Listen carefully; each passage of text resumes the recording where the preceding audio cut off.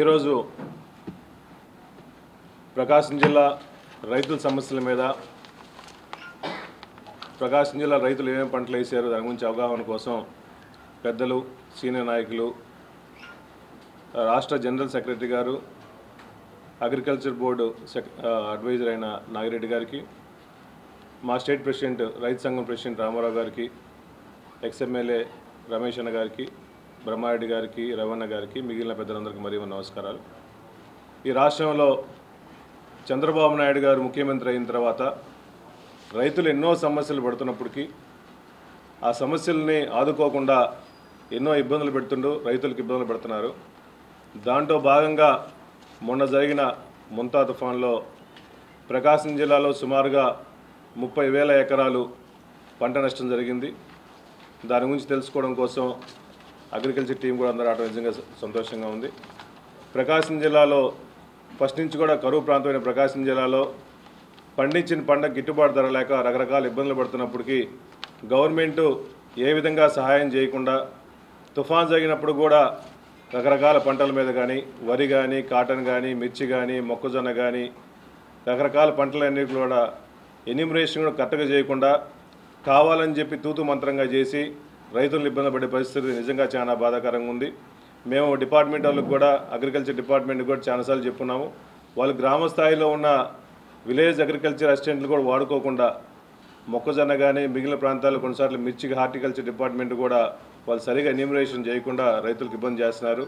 దయచేసి కలెక్టర్ గారు ఇన్వాల్వ్ అయ్యి ప్రతి ఒక్కరికి డ్యామేజ్ అయిన ప్రతి ఒక్కరి అందరూ కూడా ఆదుకోవాలని చెప్పేసి మనస్ఫూర్తిగా తెలియజేస్తూ వైఎస్ఆర్ పార్టీ తరఫున డిమాండ్ చేస్తున్నాము.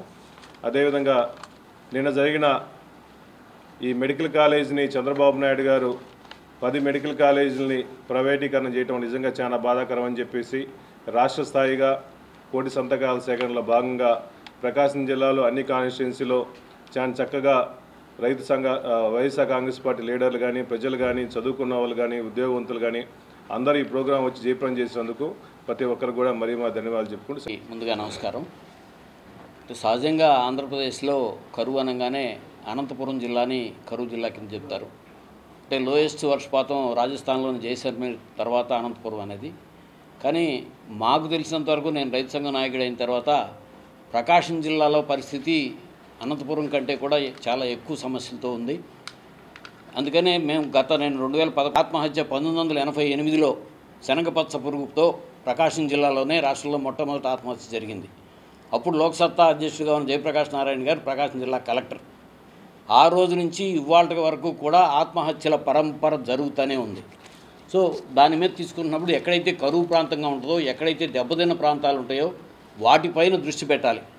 అలాగే 2014 నుంచి 2016 దాకా తీసుకుంటే, అట్లాగే మళ్ళీ 19 నుంచి 24 దాకా తీసుకుంటే జగన్మోహన్ రెడ్డి గారు ముఖ్యమంత్రిగా మొట్టమొదటి 4 సంవత్సరాలు ఈ రాష్ట్రంలో ఒక్క మండలం కూడా కరువు మండలం లేదు.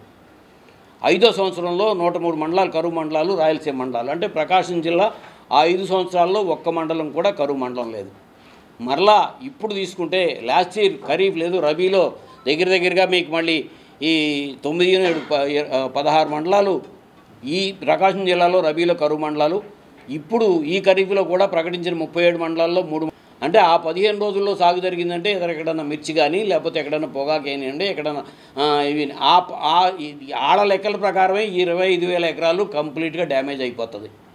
అంటే 25,000 ఎకరాలు అప్పుడు జరిగితే వాళ్ళది సాగు జరిగిన 3,07,000 ఎకరాల్లో 30,000 ఎకరాలకు మాత్రమే నష్టపోయినట్టుగా దానికి 27 కోట్లు ఇన్పుట్ సబ్సిడీ ఇస్తుందని చెప్పి రికమెండ్ చేశారు.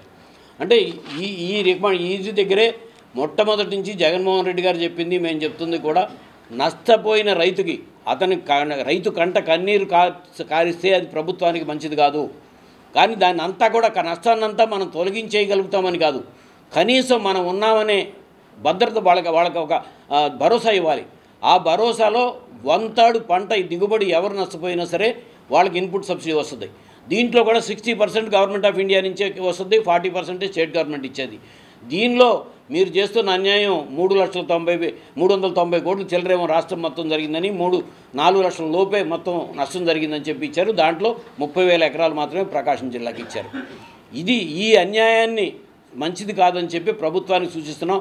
నష్టపోయిన ఏ రైతు అయినా సరే మనం ఇచ్చేది ఎంత అండి? వాళ్ళు అనౌన్స్ చేసిన వరికి అయితే 10,000 ఎకరానికి ఇన్పుట్ సబ్సిడీ, అట్లా పంటల వారీగా ఇన్పుట్ సబ్సిడీ.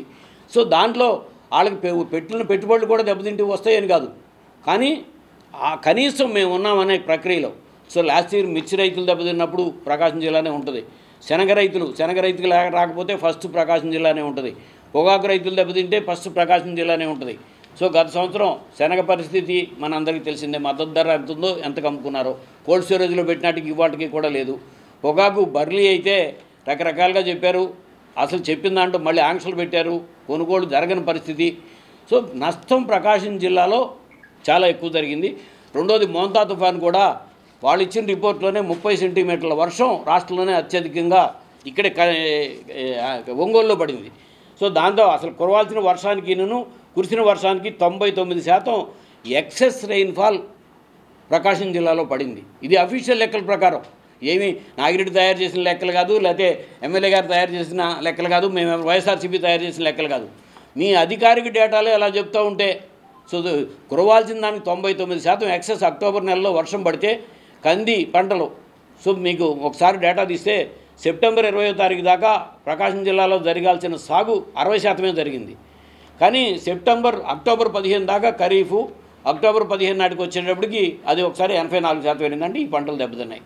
సో ఈశాన్య ఋతుపవనాలు మొదలైన తర్వాత రబీ పంటలు ఎక్కువగా జరిగే జిల్లాల్లో ఈ ప్రకాశం జిల్లా కూడా ప్రధానమైన జిల్లా. సో దీంట్లో రబీ పంటల్లో 5-6 జిల్లాలు, ఈ జిల్లాలకన్నిటికీ కూడా ఈశాన్య ఋతుపవనాలే ప్రధానం. సో దాంట్లో ఎందుకు చెప్తున్నానంటే డేటా ఒకటి చాలా ఇంపార్టెంట్ అవసరం. నంద్యాల జిల్లా అత్యధికంగా సాగు జరిగే జిల్లా. సో రెండో జిల్లాకు వచ్చేటప్పటికి మళ్ళీ నంద్యాల, ప్రకాశం, నెల్లూరే హైయెస్ట్, నెల్లూరు, కడప, కృష్ణ. అంటే ఈ 5-6 జిల్లాల్లోనూ రబీ పంటల్లో జరిగే సాగులో 45% ఈ 5-6 జిల్లాల్లోనే సాగు జరుగుతాయి. సో దాంట్లో కూడా జరిగే పంటలు వరి, మొక్కజొన్న, ఇది ప్రకాశం జిల్లాలో. సో శనగ, మినుము, పొగాకు, ఈ పంటలు తీసుకుంటే దరిదాపుగా 60% పంటలు ఇవే. సో ఈ పంటల్లో ఉన్న మద్దతు ధరలు కానీ వీటి గిట్టుబాటు పరిస్థితి కానీ చాలా అన్యాయంగా ఉంది.